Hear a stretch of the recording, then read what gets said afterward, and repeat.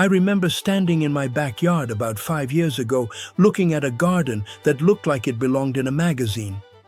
I had spent a lot of money on those bright, neon-colored flowers you see at the big box stores.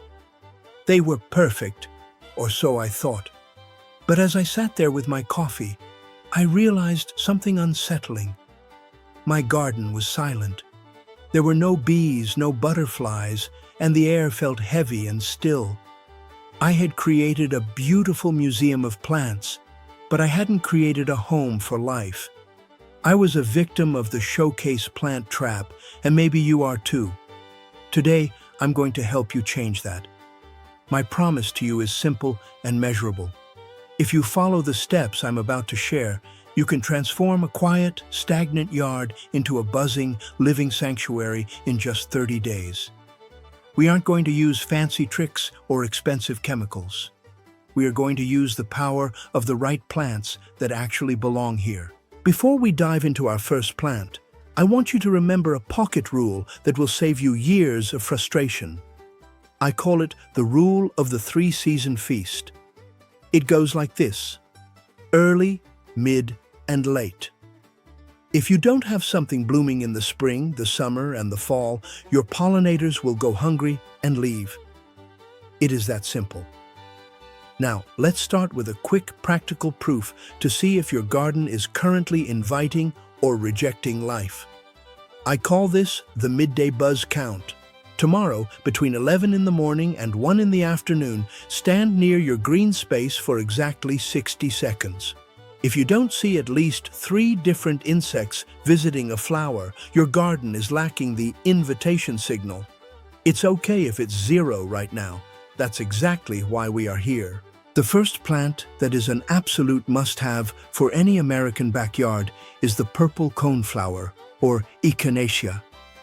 It is now 1 into our journey, and this is where the real work begins. I used to think these were just filler flowers, but I was so wrong. These are the workhorses of the pollinator world. They are tough, they handle heat like a champ, and they provide a massive landing pad for butterflies. Here is the thing the sellers won't tell you. Those fancy double-petaled, pom-pom-shaped coneflowers you see in the catalogs, they are often useless to bees. The bees can't get to the nectar because the petals are in the way. At No Secret Gardening, we stick to the basics. Go for the classic single-petal varieties. If you are wondering where to put them, here is your decision map. If you have a full-sun backyard with soil that gets a bit dry, plant them directly in the ground in groups of 3. If you are in an apartment or have a small patio, these do surprisingly well in large, deep pots, provided they get at least 6 hours of light. I've learned the hard way that trying to grow these in deep shade is a recipe for powdery mildew and sadness. Usually, these plants are very forgiving, but they hate wet feet. We always ensure the soil is well drained, no standing water, ever. Let's do another quick, practical proof for those of you who already have some plants. It's the petal firmness test. Gently touch the petal of a blooming flower in your yard. If it feels paper-thin and wilts the moment the sun hits it, it's likely a pampered showcase plant that's sucking up water without giving much back to the bees. A true pollinator powerhouse like the coneflower has a sturdy, almost rough texture. It's built to last and built to feed. That hidden danger I mentioned isn't a pest or a fungus. It is something much more invisible and, frankly, heartbreaking. When I first started, I bought a dozen beautiful plants from a big nursery, thinking I was doing a great thing for the bees. Within 2 days, I found several bumblebees twitching on the ground beneath the flowers. I was devastated. I later learned that many commercial growers treat their plants with neonicotinoids, systemic pesticides that turn the entire plant, including the nectar and pollen, into a poison for pollinators. This is why at No Secret Gardening we always say, know your source or start from seed. If you buy a plant that looks too perfect, with 0 leaf damage and an almost artificial glow, be skeptical. A real pollinator garden is meant to be eaten. If nothing is nibbling on your leaves, your garden isn't part of the ecosystem. It's just a plastic-wrapped version of nature. Let's move to our second must-have plant, which is the absolute soul of an American pollinator garden, milkweed or Asclepias. Now, I know what you're thinking. The name has weed in it, so it must be a nuisance. That is the first myth we need to bust. Milkweed is the only plant where monarch butterflies will lay their eggs. Without it, we lose the monarchs. It is that simple. But here is where the environment adaptation comes in for our decision map. You can't just grab any milkweed and hope for the best. If you have a low spot in your yard that stays damp or even soggy after a rain, you want swamp milkweed. It has beautiful pink clusters and smells like vanilla. If you have a dry, sandy spot where nothing else seems to grow, butterfly weed, the bright orange one, is your best friend.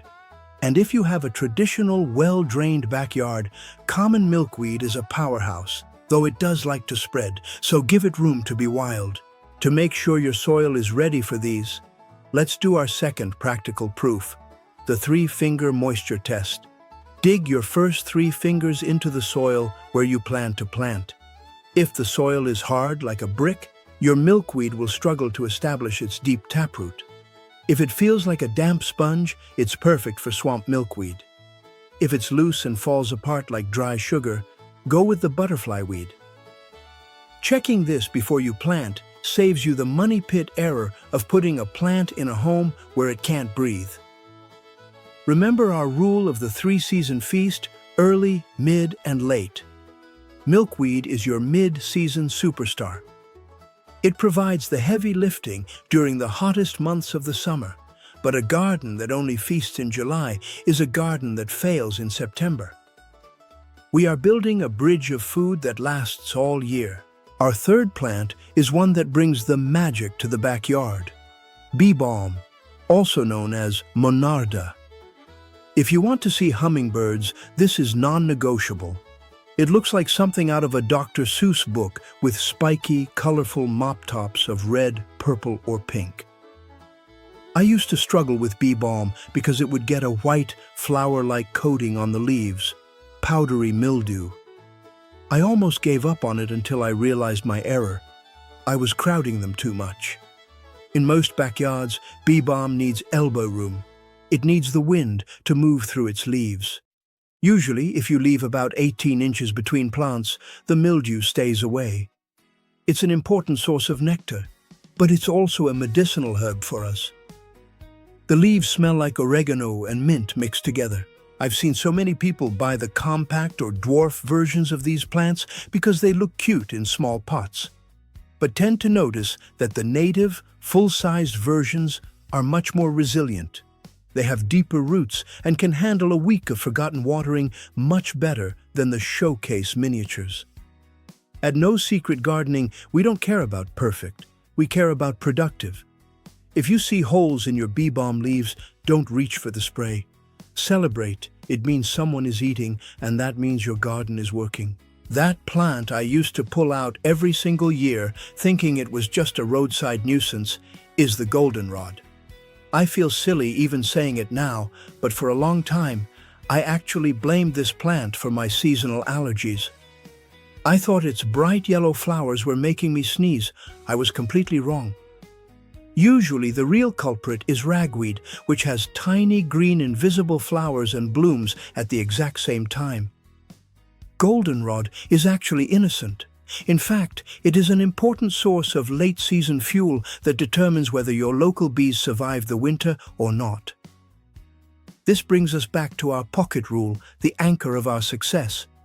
The rule of the 3-season feast, early, mid, and late. If we stop at the bee balm we talked about in the last part, we are leaving our pollinators stranded right when they need to bulk up for the cold months. Goldenrod and its best friend, the aster, are the closing act of the year. Asters are those beautiful daisy-like flowers that come in shades of deep purple and sky blue. When most of the garden is starting to look brown and tired in September and October, the asters and goldenrods are just getting started. I've learned that a backyard without these two is like a restaurant that closes right when the hungry crowd arrives. Let's do a quick practical proof for this late stage, the last flight test. In late September, take a walk through your neighborhood. If you see a patch of yellow or purple flowers, stop and look. Usually, you will see a frantic amount of activity. These are the gas stations for the final migration of the monarchs. If your yard doesn't have this activity, you've missed the late part of the feast. Now, let's look at our final decision map for these late-season stars. If you have a small backyard or are worried about plants getting too wild and tall, look for stiff goldenrod or New York asters. They tend to stay more compact.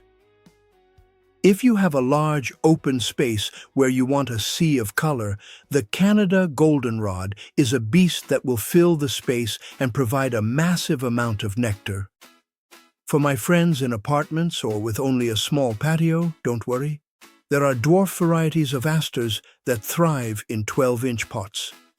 Just remember, no standing water. Even in the fall, these plants need a pot that drains perfectly to keep the roots healthy. I've learned that the biggest mistake beginners make in the fall is cleaning up too early. At No Secret Gardening, we have a saying, no shelter in the soil, no drama in the leaf. If you cut everything down to the ground the moment the flowers fade, you are throwing away the tiny nests where bees sleep. Leave the stalks until the spring. It might not look like a showcase garden, but it will be a living one. As we wrap up our sanctuary plan, let's do a strategic recap by environment so you know exactly what to do tomorrow morning. If you are in a full-sun backyard, your core team is the purple coneflower, butterfly milkweed, and goldenrod. If you are working with partial shade, focus on bee balm and certain types of asters that can handle less light. If you are strictly a pot gardener on a balcony, choose the dwarf varieties of bee balm and asters and ensure they get at least 6 hours of sun. How do you know if it's working? Here is your signs of success checklist. First, you see bitten leaves. This means your garden is finally a nursery, not just a display. Second, you see at least 3 different species of insects during your midday buzz count. Third, you notice the 3-season feast in action, with something blooming from April through October. And finally, you feel a sense of peace because you aren't fighting nature anymore, you are partnering with it. If this approach makes sense to you and you want to stop wasting money on plants that don't give back, make sure to subscribe to No Secret Gardening and hit that bell. Comment below with the name of one pollinator you saw in your yard this week. I read every single one. And if you have a neighbor who is still struggling with a silent garden, share this video with them. We are building something real here, one backyard at a time.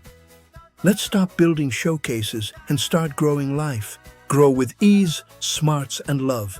See you next time.